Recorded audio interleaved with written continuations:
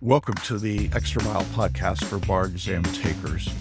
My name is Jackson Mumey, and each week we'll be bringing you updated information about the bar exam and what you need to do in order to make the next bar exam your last bar exam. Ready to get started?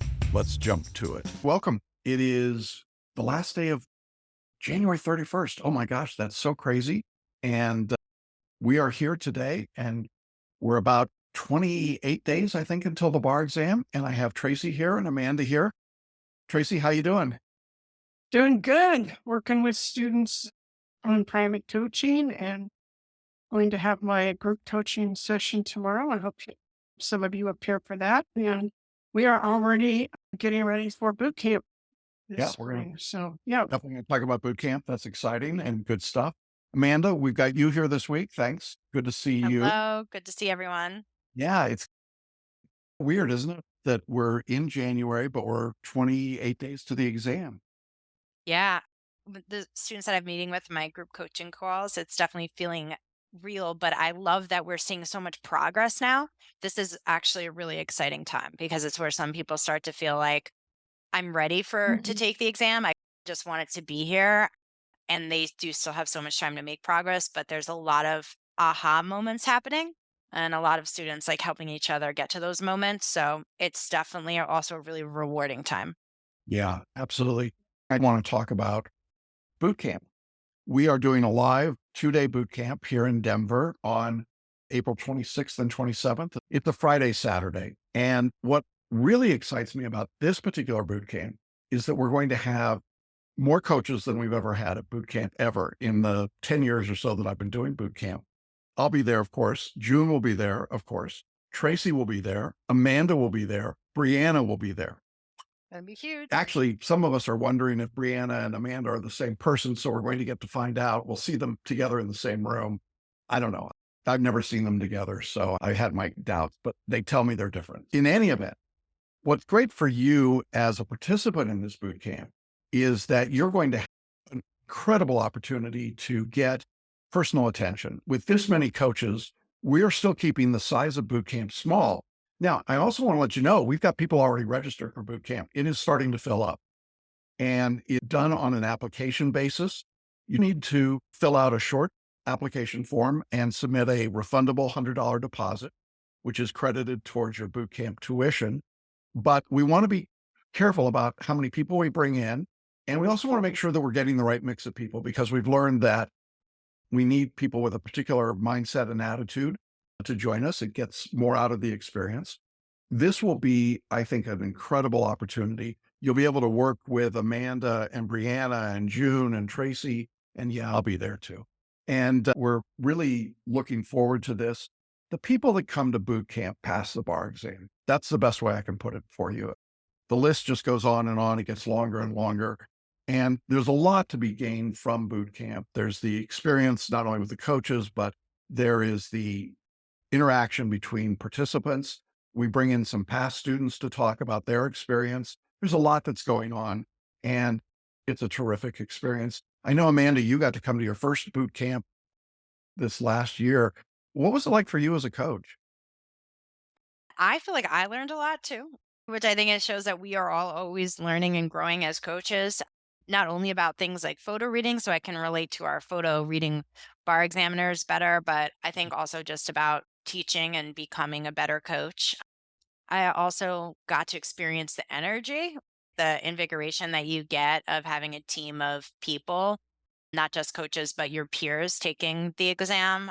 So that was something that was great. I obviously took the bar at the end of COVID, so I didn't benefit from that. So it was awesome to see, and even just still seeing some of those relationships continue on, like people supporting each other after boot camp was amazing as well. Yeah. And Tracey, you've done several boot camps now. It's a blast, isn't it? Yeah, it's really a high energy, good thing for us and for you and for the connections between you. We did an interview with a former boot camper that passed, Dan Lang. It's a great video in which he talks about the value of boot camp. And I think it's really useful to hear what he has to say. Want to let you know that we've discounted the price for this boot camp for a short time. The discounted course price is 25, it's 22.50. And in addition to that, there's a discount if you're already a photo reader. So that's cool. But the discount is only good until February 14th, Valentine's Day. And then the discount goes away and we go back up to the regular price of $2,500. So the way that you secure that lower price is by filling out the application and paying your deposit. The balance of your fee will be due before Bootcamp, obviously, but you can pay over time using one of our third-party partners, Klarna, Affirm, and Afterpay. It's a very easy way to take care of this.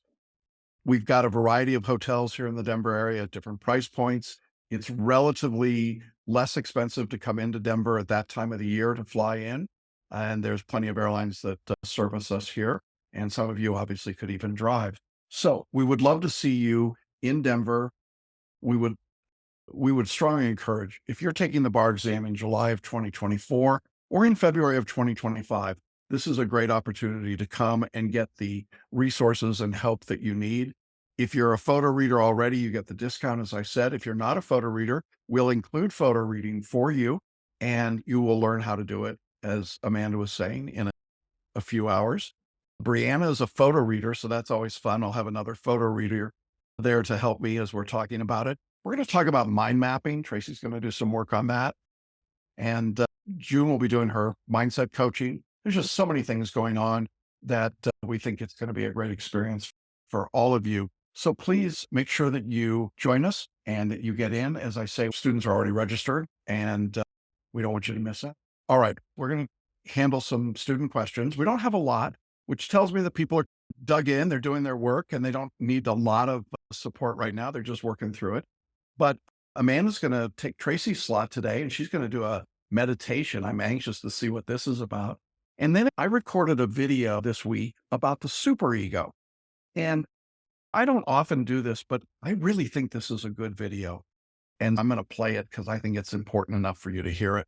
With that, I'm going to dive into the questions. So the first question that we got, one of the questions we got this week, student said, I'm working on section 5 of the main course on essay writing. I'm in the process of practicing FLA instead of IRAC.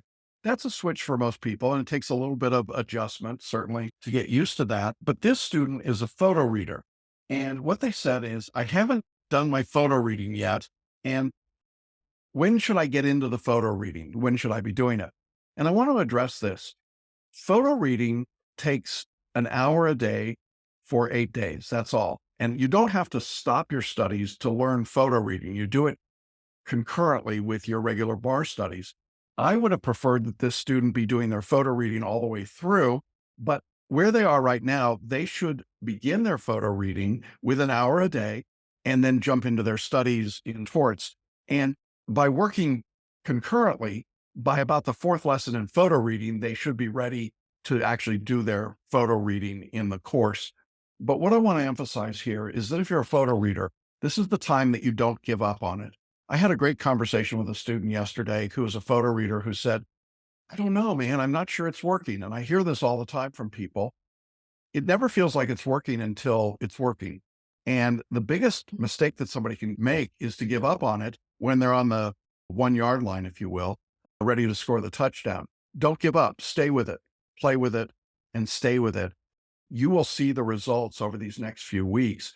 But this is when people start to get anxious and nervous and they think, there's nothing in my conscious brain, so I'm just going to abandon it. Don't do that. That would be a mistake. Now, I know that Tracey and Amanda are not photo readers, but they've worked with enough photo readers that I'm going to throw this open to them. Amanda, does this make sense that you're a photo reader, you ought to just keep photo reading and you shouldn't back off of it? Yeah, I don't know why you would. I think that there is this time where people start to doubt what they're doing and again start looking for maybe quick ways to get out of it. And I think that's fear really just bubbling up. So stick with it if you are a photo reader. Again, I wasn't a photo reader who took the bar exam, but I learned at boot camp and I've continued to implement the strategies in my life. Do I photo read everything? No, but I don't back down from it and I practice doing it when I'm reading at night. That's usually when I read. So I think you got to stay true. Like you jumped on this plane, you can't just say, abandon the plane now. We can't jump out midair. we're here, we committed to this, no matter what you committed to, and now we have to just keep going forward. I feel like it's a little bit of fear that's Yeah, bringing that up. I think it's totally fair. And that's why I talk about the superego here. But I think what happens is now we start getting not only the fear of missing out, but the fear of I'm not doing something right. And it's not all flowing perfectly for me. And therefore it's not working. And I think in broad terms, that could be applied to any part of the study. Tracey, I know you've seen that with some of your students where they start getting very anxious and they jump off of FLA writing and they want to go back to IRAC or some hybrid form of issue spotting FLA. I know you've had some students that fell back into that trap. That's a bad trap to be in, isn't it? It is a bad trap to be in. Trust the process, stay with the process, do it the way it's lined out, and you'll do much better and you'll pass. You'll pass it. And you have to work with it. It was fun to be at boot camp last time. I watched Amanda hear the photo reading lecture for the first time and start applying it. I was looking over and she was applying it. We don't teach you these processes just because we don't know what else to do. We teach them because they are proven to work. And the only way they work is if you follow the recipe, if you do what you're supposed to do. You can't do a hybrid. You can't go back and throw in IRAC. You're not writing to a law professor ever again. Now you're writing to a judge or partner or a client. And that's a very different audience. So, yeah, stick with what we're teaching you. Yeah, trust the process. We say it every week over and over again because that really is what works. And we have no reason to say otherwise to you. It is what you need to do. And if you try to change mid-course, to use Amanda's analogy of jumping out of the airplane, unless you're Tom Cruise, it's probably going to end up badly for you. Don't do that. Stay with it. You'll be fine. And don't freak out and don't panic. So that would be our response. All right. We got several questions this week about the online MBE practice. Somebody said they had worked through the entire generalized question bank of 800 plus questions, which is 800 questions randomly from the entire course. If you finished all 800, which no one would in one setting, and you want to keep track of your scores, do it manually. Just keep a note sheet and make note of it. But as you do each question, and I think this is where people get confused about how to do MBE, if you're just doing those for review because you want to do X number of MBE questions a night, the real value here is to do question number one and then review the answer explanation because it'll come up immediately and then put that into your mind map. Don't worry about how many you're getting correct. This is the tyranny of performance. Amanda, you teach the MBE workshop. Let me turn that over to you. Do you agree with that? Absolutely. And I think people tend to do this also. I've heard several students say, oh, I can't take the OPE yet because I'm not getting enough. I'm not ready yet. And there may be some validity to timing your OPEs correctly so that you're ready and set to practice. But even when we get to OPEs, like, I don't care what you get on that, really. Yes, there's these benchmarkers, the 1991 or 1994 exam, but the important part is those OPEs, these 800 questions, are the questions that are asked in the bar time and time again. They're the most tested questions. So if we practice them and then we learn why we got them wrong, we're going to set ourselves up better for the future.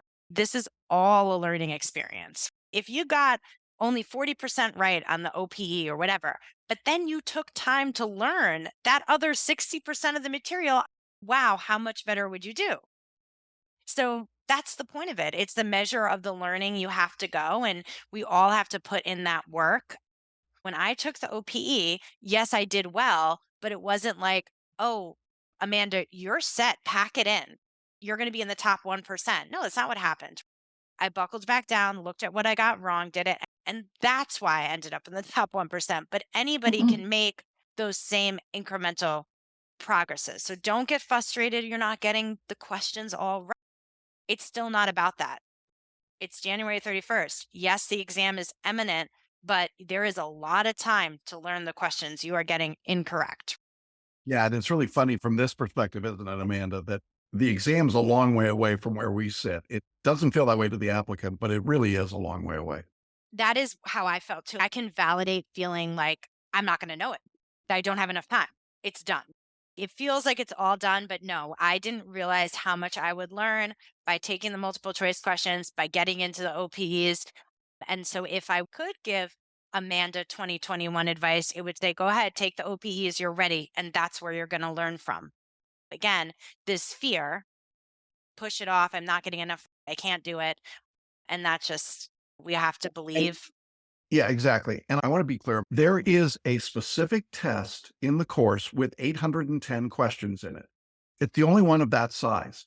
It is not there for predictive performance value. It is there as a question bank for you to learn from. So when this student said, oh my gosh, I lost all my progress. Yeah, it's because it's not designed for you to do 800 questions at once. It's literally incremental one by one. The thing that always worries me is that students try to overreach and think that we've got an 800 question test for them that's going to be predictive. That's not it. In the course, we have predictive tests. Amanda mentioned the OPEs. We have the MBE 1, 2, and 3. You'll get an email from me at the right time in the sequence to do those exams. You don't need to do them now. And I know some of you are like, gotta do them now. I gotta do them now. Don't do them now. Wait till we're ready. You're jumping the gun and you don't need to do that. And you just wear yourself down. What I want you to do is answer a question, look at the answer explanation and mind map it. Learn from that and go to the next one. That's the way to use the questions. It is not trying to identify broadly, I'm weak in the subtopic of X within the topic of Y. That is not what we're trying to do. We're now looking at specific problems when you miss a question. Tracey, I know you do a lot of work with mind mapping. Can you offer any suggestions about how to mind map an MBE answer? Is there anything that comes to mind? Yes, less words is better. So what you need is relationships, and you need to put the main concept in your mind map and make sure it relates to something else. So, for example, if you're doing a torts mind map, you don't want to have claims all over the map. You want to put claims where they relate to each other. And then in another part of your map, defenses and how they relate to each other. And maybe use color to show what is a defense to a particular claim or not. But your mind map has to be whatever is going to work for you to get those relationships in your head so that when you see the MBE question, intuitively where you need to go with it. The other problem that I'm seeing is with some students right now thinking that they are in coast mode, that they are ready. And I caution you, I have seen this for 33 years on the bench. People come in and think that they have their case all put together and that nothing can defeat it. And they get blinders on and they miss big chunks that can cut them off right at the knees. So don't assume that you are ready. You're not ready yet. Yeah. Work on your mind maps, work on your questions, follow the process, keep going, and go on a reasonable schedule so you don't get burnt out before the exam. Yeah. I send an email out every day in a 30-day period. And sometimes people are like, oh, I don't want to read another email from him. I would just tell you that after 30 years of doing this, these emails are spot on, I think.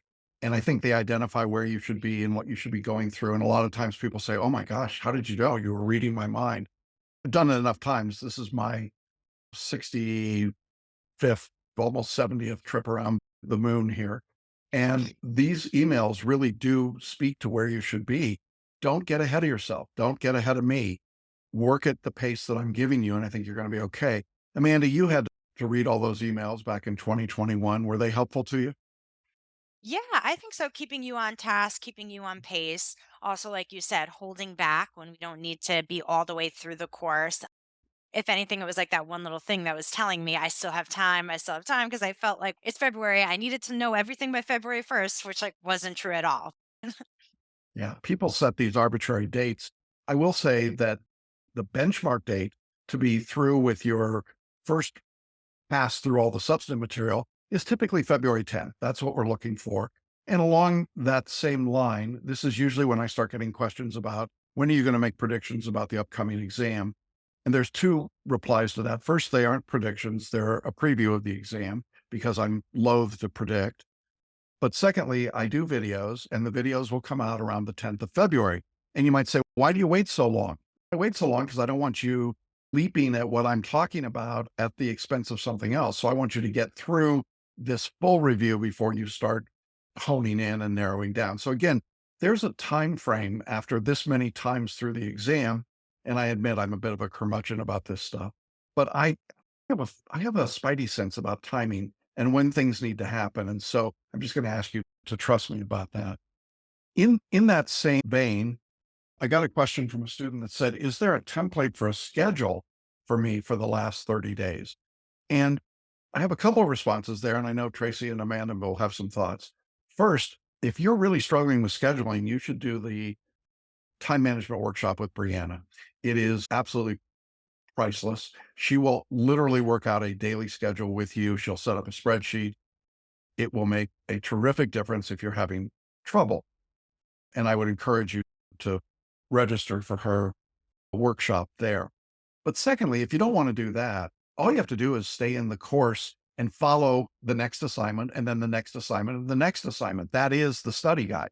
Where people get in trouble is when they start jumping around, what I call cherry picking, and they start trying to pick up different assignments at different places, or they get into an assignment and they spend more time than the assignment identifies that they should spend. So it says, spend 3 hours doing this, but you spend 6, and then you wonder why you're behind. So those are things that I think you should be aware of. Tracey, what's your thought about this idea of scheduling for these last 25 plus days? I think it's a great idea to have a calendar that you can see right in front of you, a monthly calendar for February, and literally map it out in paper form so you can see it right there. The problem with doing it on your phone is sometimes you can't see the relationship between the days. So map it out. You can print that out. They're free. You can print out just a calendar with blocks for February and go through that. The other thing I want to tell you is if you are trying to answer questions from another course or you're trying to use somebody else's materials and saying, oh, all I have to do is just jam more in, that's a mistake. That's a mistake. It's like trying to learn a foreign language by picking up every language book there is and figuring that if you just learn Russian, you'll be able to speak Greek. It doesn't work that way. So quit doing that. That's a waste of time. Stick with this process. It's complete and it'll get you there. Yeah. Amanda, what are your thoughts? I agree. Again, I think there's a fear and a distraction. If only I had your timeline, if only I had this, if only I had a schedule laid out, but it is laid out for you. And don't distract yourself and look for anything else. If you're struggling, you're in the course, you follow the course. And if you're struggling, we have offers of help, but otherwise don't go looking, like Tracey said, out other places and other things. Stay focused. Along those lines, there is a question in the chat. Uh-huh. When we are in the review sections, how do you recommend weaving in the Florida sections into the MBE? For example, section 28, property review. Do you recommend focus in property MBE or both MBE and Florida in the same review sessions? Or should the review be all MBA and hold Florida review to the end to help separate Florida specific issues from the MBE reviews? Hey, it's already built into the course. Just follow what's in the course. When we've got you doing a review for MBE, it's an MBE review. We'll get you to all of the Florida subjects or UBE or Georgia or California. Again, this is overthinking it. It's trying to make something way more complicated than you need to make it. Promise you, I have made this trip a lot of times. I have not left things out. You will have plenty of time to do all of the review in all of the right ways. It's an interesting concept. I have a student that I was working with who is from Argentina. And I think a few weeks ago, I told you about my story of going to Buenos Aires and going to the wrong airport. And she laughed at me when I told her I was to the wrong airport. And she's like, why did you do that? I was like, I was trying to figure it out on my own. She didn't say it, but I could tell. She was like, that's dumb. Don't do dumb things. We have laid out the route for you. Just follow the route. And you don't have to make it that much more complicated. Scout's honor, I promise. You will have plenty of review time for the state-specific subjects. But if you try to blend them on your own, you're going to get confused, you're going to get frustrated, and you don't need to do it. It's just you haven't looked far enough down the outline yet to see where all those review topics are. So I think that's really where I come out on it. And if you're really frustrated and you can't get it, send me an email and I'll walk you through it. But honestly, it doesn't merit that much focus on your part. You just need to be a machine. You just need to go to the next step and the next step and the next step. And the less you think about the logistics of it, the better off you are. Amanda, does that make sense? Absolutely. Yeah. But do I get that it's frustrating and you're scared and you want to do everything? Absolutely. Yep. That's why you hire a bar review, because we already know how to get you there. So don't overthink us. I guess that's really what I'd say. Put your trust in us. One last question, and then we'll get to some of the other stuff that we wanted to talk about. This is the time of year when people get sick. And when you add COVID and the flu and everything else, people just get sick. And so every few days, I get an email from somebody that's gotten sick. And the essence of their question is, should I power through being sick to study? And my answer is no. No, not now, not with 20 whatever days we've got before the exam. It is better to rest and sleep and get well than to try to push yourself through this particular part. Now, I know, Amanda, you got sick before the bar exam, and it is tempting to want to push through. Yeah, this is actually right around when I got sick because I was nervous of the COVID test. And Yeah. certainly I would never want to put anyone in jeopardy. And I got COVID at the end of January. So luckily, I was like, listen, if I'm going to get sick anytime, thank God I got sick here. I'll be free from COVID if all goes well. And then I'll be able to take the exam on February 23rd because it was still a solid month away. And basically, what I did was I gave up some of the extra things I was doing to, okay, I need to get well, but that means I'm not going to run as long or walk as long because I was still doing all those things. I need to take a few extra days off work. So rearranging my priorities, but not powering through. I will need to catch up a little bit. Now I need to use the time to rest. But then when I get back to it, I'm going to give up some other things. Where can I cut out and focus on the bar? Because then it was like, the bar's got to be everything now because I got sick. So I would say, yeah, you don't want to make yourself worse. You don't want to relapse. You don't want to get a fever. You don't want to get other people in your life sick and make it harder on yourself. So rest up well.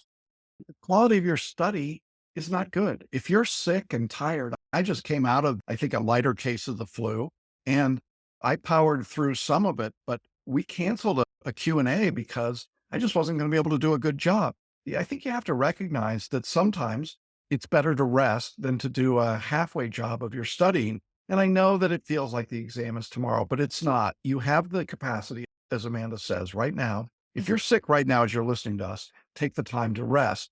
Now, another part of this question that I get relatively frequently is, what happens if I get sick on test day? If you're sick on test day, if you're too sick to go to the exam, you're too sick, and there'll be another exam in 6 months. Life goes on. But I think assuming that you're going to be sick on test day, and therefore you got to practice how to work through being sick, doesn't make a lot of sense to me. Yeah, I'm going to go back to this paper calendar that I'm recommending that you all set up. And in that paper calendar, every single day, there should be an opportunity listed out there for rest, and an opportunity for a walk or some kind of maybe go swimming if it's cold where you are. Go to your indoor rec center and swim for half an hour. That exercise will keep you healthier, and the rest time that's filled in will keep you healthier. It'll also make your study times more efficient if you block out 3 hours study time and then an hour off. And during that hour off, it's rest or it's taking a walk or whatever it is. And then another 3 hours and then take another rest or a block and then 2 hours. And if you're doing it full time. But if you use that paper calendar, that is an essential part of your preparing for the bar exam. So don't forget it. Yeah. And I think what I want to wrap up with all of this discussion of being sick and going to the exam and being sick and am I losing momentum? Hey, look, it's way too early for that. I know it feels like the exam is tomorrow. It is not. You're just going to have to trust us. you have a long time still to the exam. And if you really want a sense of that, we're at 28 days. I may be wrong. I'm saying 28, but I think it's 28 days right now. Go back in time 28 days, and you're right after New Year's. That was a long time ago.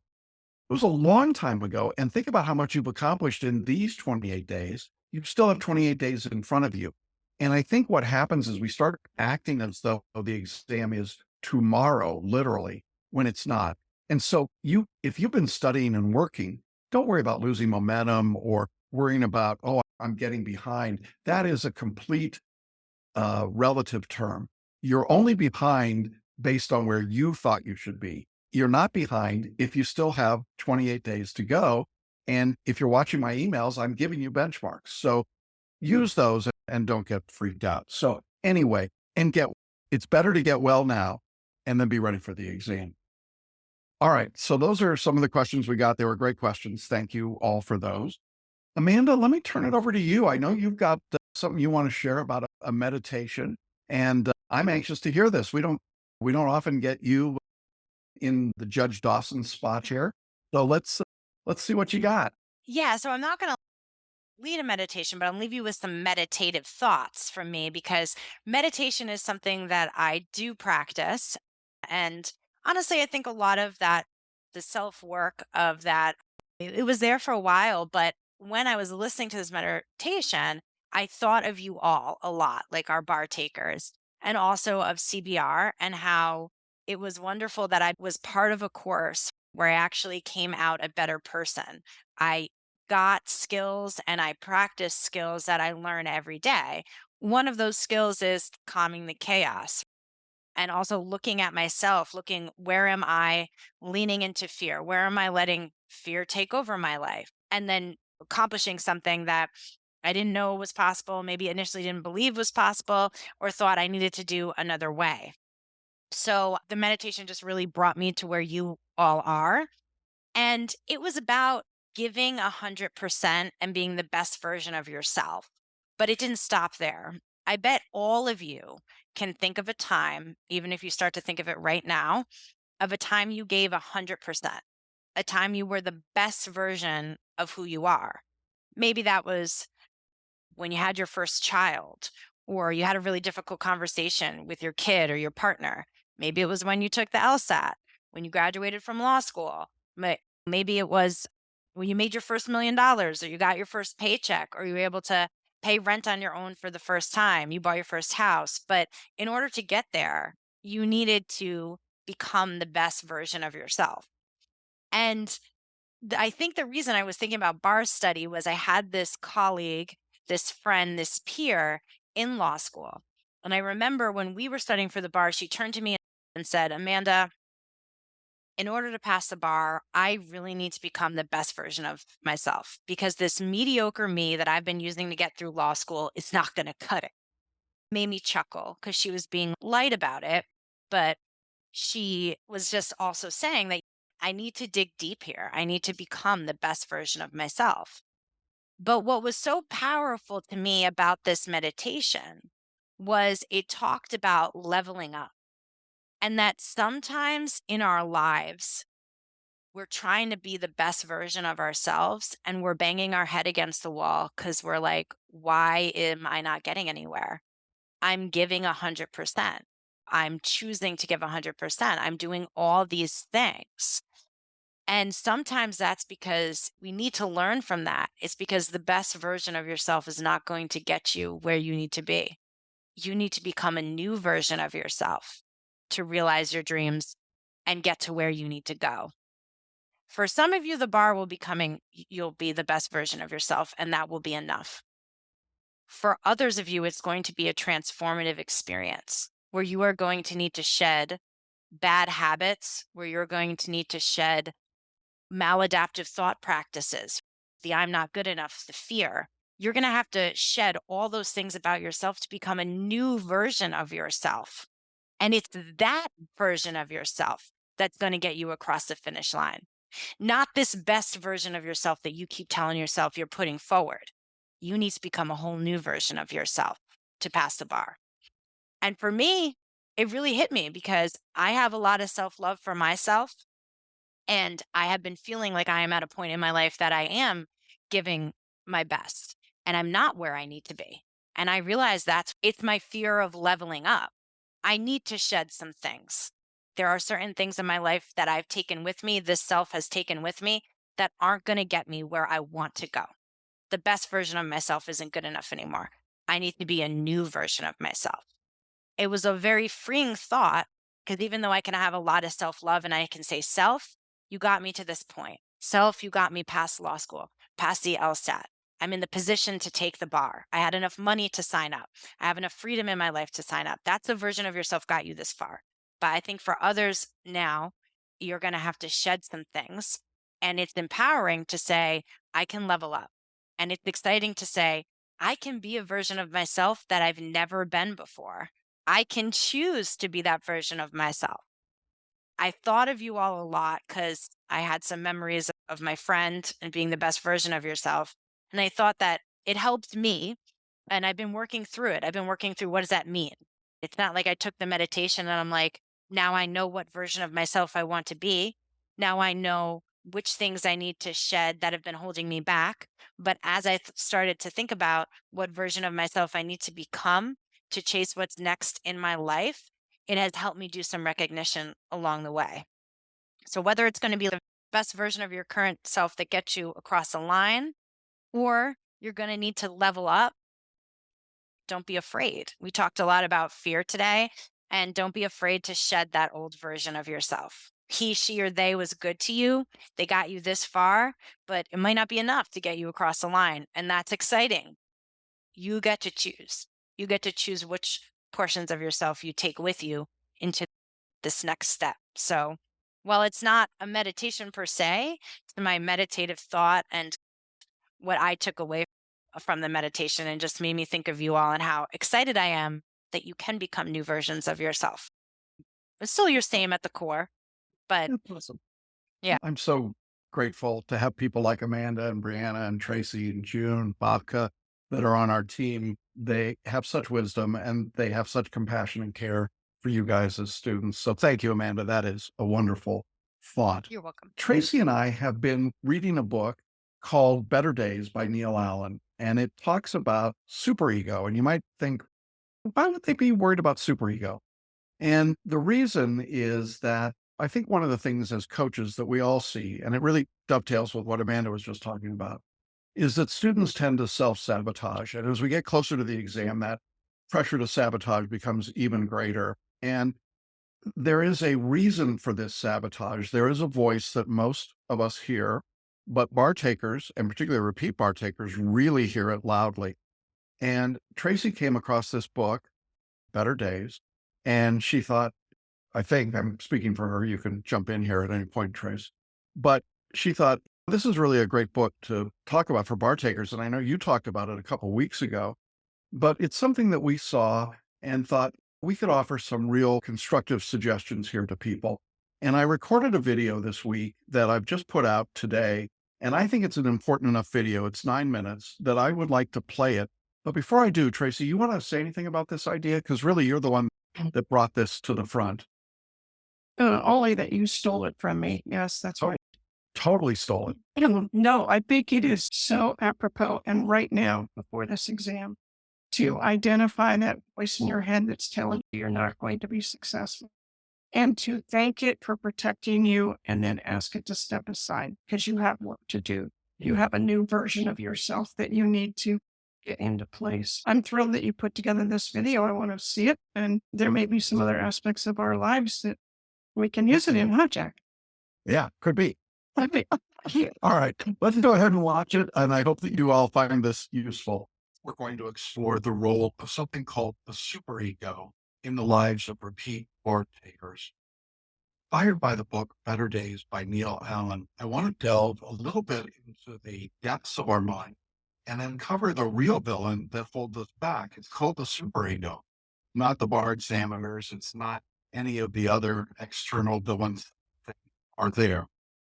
Don't be worried. We're not going to take a lot of time here. And I'm not going to go into a lot of psychobabble or highly technical material. But let's start by describing what the superego is. Described by Freud, the superego is the nagging voice in our heads that constantly tells us that we're failures.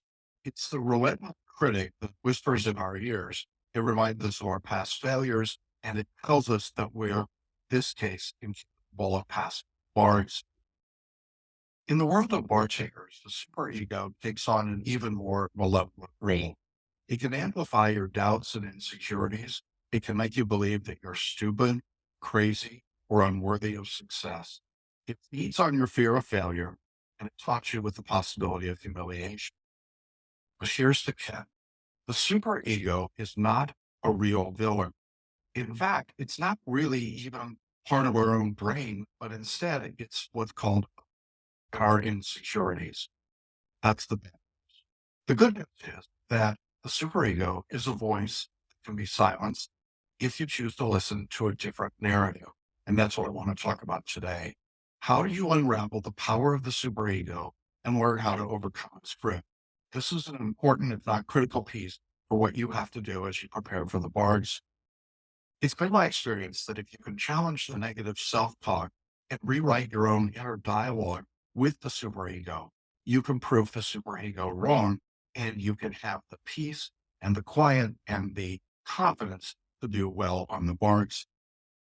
I want to give you three distinct things that as a bar taker you can do to silence your superego. Here's the first. Confront the voice. In my experience, the superego is in fact a manifestation, and it's got face, it's got a presence. And if you get into a gestalt dialogue with it, you will discover that voice in your head really does have a manifested physicality to it. As you start to confront the voice or the superego, you begin by telling it that you are no longer a child and you don't need the constant badgering and belittling. In fact, for the remainder of your study time and perhaps for the remainder of your life, you want the superego to stand down and to be quiet. Tell the superego that you could handle this. Now, typically, a requirement takes several conversations, if you will, to reach this agreement, but you can and will prevail. When your superego fights back, or it sneers, or it pouts, or it shrugs its shoulders at your request, be insistent and be firm. Not enough to just get a whatever from the superego. You must receive a positive affirmation that it will stand aside. And the way that this dialogue goes is basically to say, listen, superego, I appreciate that you saved my life when I was young, but today I'm an adult and I don't need you telling me that I'm incapable or stupid or unable to pass the bar. Can you stand aside and let me control my own life and my own studies? And you'll have to ask this question typically multiple times, but don't accept anything less than a positive statement from the superego that it will, in fact, stand aside. Keep asking until you get it, and you will get it. Remember that you have the right and the power to make this happen, but you may be reluctant to assert yourself because the superego is a bully and it's been bullying you all your life. So remember that this is your life, your studies, and the superego is not in charge. You are. So insist that you can control your life and tell the superego and get an agreement that it will, in fact, be quiet. Now, the second step in this process is to acknowledge that the superego and its voice have been telling you lies. These lies started when we were all young, and they were created to keep us safe as children in the world of adults. But here's the reality. You're no longer a child, and the stories that the superego tells you today are simply no longer true for you as a grown adult. So what you want to do here is affirm to yourself, and you want to tell your superego that you're in fact quite capable and you're able to pass the bars. The superego's attempt to control you by lying to you about your abilities is not acceptable any longer. That's a lie. And it's perfectly acceptable to tell your superego that when you hear that, you're not capable, you're not able, you need. Remind the superego that they were the ones in charge when you failed. So, in fact, they have no right to control you now. And that stories that they're telling you are lies. Be clear, be firm in that discussion with your superego. You don't believe the lies that you're being told about your ability or your talent. to pass the bar exam. Remind the superego that you got all the way through school, all the way through law school, maybe you even were licensed somewhere else, and you are capable of completing the task, passing the bar exam. When you confront the superego with that truth, it is unable to respond and it will basically shrug its shoulders or give you a look. And then you again go back to step one and you say, will you step down? Will you stand away and let me control my own life?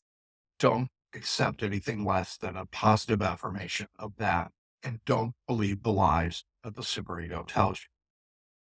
And then step three is that you need to start listening to your softer inner voice. The superego is so loud and so aggressive that it's often the only voice that we hear. But once you get the superego to stand down and quiet, you will begin to notice another voice. Now, this voice is the one that's quietly telling you the truth about who you are, about what you've accomplished, and what you're capable of doing. The reality is that this voice speaks softly, and it's hard to hear it because the superego is constantly there, badgering and telling you what you're doing wrong. But when the superego stands down, you'll begin to hear this other voice. And then you need to honor this softer voice. You need to listen to it and be aware of it. Because when you do that, this voice grows louder and more confident, and it will reinforce your belief that you can succeed. By creating the room to hear this softer voice, and then by honoring what it's telling you, what you'll discover is you sleep better, you study with greater peace, calmness, you have greater clarity in the work that you're doing, and you don't have this nagging, belittling voice telling you that you're not enough. It'll make a huge difference in your study and on your exam days. Now, ultimately, taming the superego, telling it to stand aside, getting an agreement to step away is as important as any rule of law that you can learn.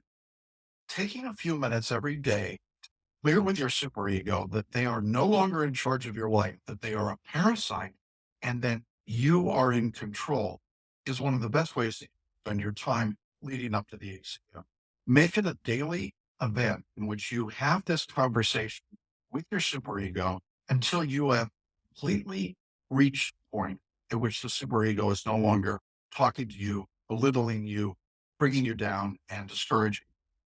As that happens, this quieter voice will take over and it will give you the calmness, clarity, and the peace that you deserve. Hope that's helpful to you. Look forward to you having a good conversation with your superego, putting it in its rightful place. So there we go. I hope that this has been helpful for everybody, and just really glad that you're all able to be with us. Appreciate all that you're doing.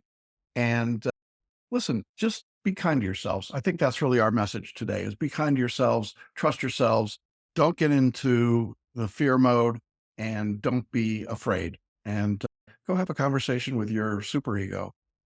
It's a fascinating process, and I can tell you it's much calmer once you get that superego out of the way. We will be back next Wednesday. Wow, we'll be getting closer, but still not there. You still got plenty of time. So just keep your heads down, do your work, trust the process, trust your coaches. If you're a July 2024 or later student, consider coming to Bootcamp. And thank you very much, Amanda and Tracey, for being here. As always, great wisdom. And we'll see you all again next week. Bye-bye, everybody.